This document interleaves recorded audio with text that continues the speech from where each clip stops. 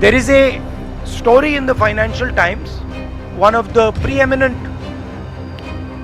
financial newspapers in the world, where they are clearly stating that Adani and the mysterious coal prices. Mr. Adani buys coal in Indonesia, and by the time the coal arrives in India, its price doubles, and he has taken approximately 12,000 crores from the pockets of the poorest people in India.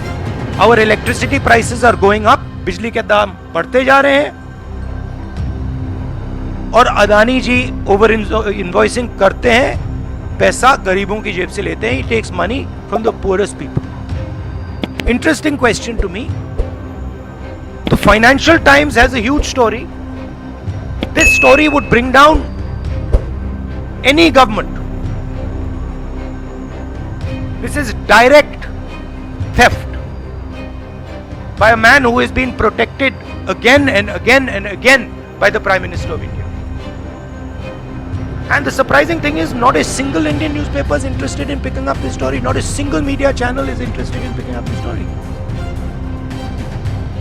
We are giving electricity subsidies in Karnataka, in Madhya Pradesh.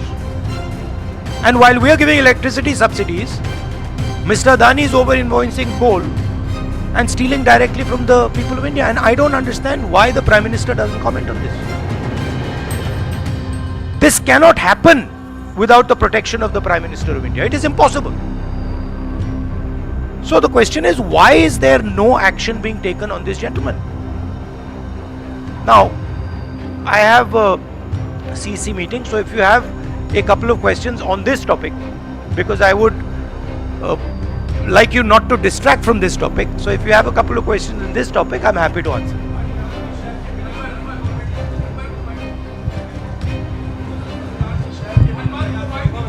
Hello, बिल्कुल नहीं, कोई sir आप लगातार इस मुद्दे को उठा रहे हैं और इसमें रोज़ एक नई कहानी जुड़ जाती है हर हफ्ते 10 दिन पर. सेबी भी जांच कर रही है और आप लोग लगातार जेपीसी की मांग कर रहे हैं. तो आपको लगता है कि सेबी की जांच से कोई नतीजा निकलेगा या कुछ और आप जेपीसी से ही लगातार आप इसको? सेबी ने सरकार को कहा कि हमें डॉक्यूमेंट्स नहीं मिल रहे हैं.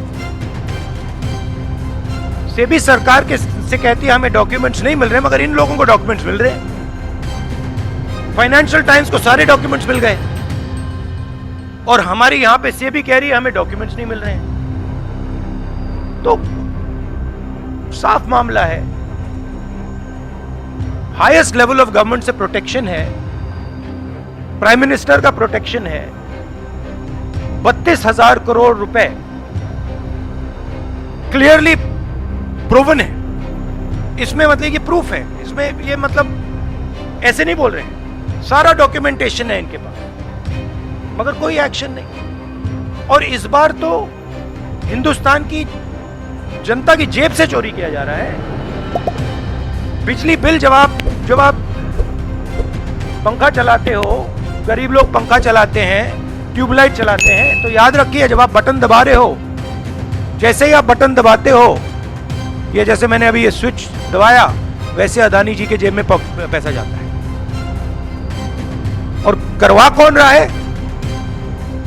अदानी जी की रक्षा कौन कर रहा है? हिंदुस्तान का प्रधानमंत्री. तो याद रखिए, हिंदुस्तान का युवा अब याद रखिए, जैसे ही आप स्विच दबाते हो, चाहे वो बल्ब हो, पंखा हो, बिजली का पंप हो, याद रखिए अदानी जी के जेब में सीधा पैसा जा रहा है, और अदानी जी की रक्षा नरेंद्र मोदी कर रहे हैं. 32,000 करोड़ रुपए तो हमने दिखा दिया है, पता नहीं और कितना है.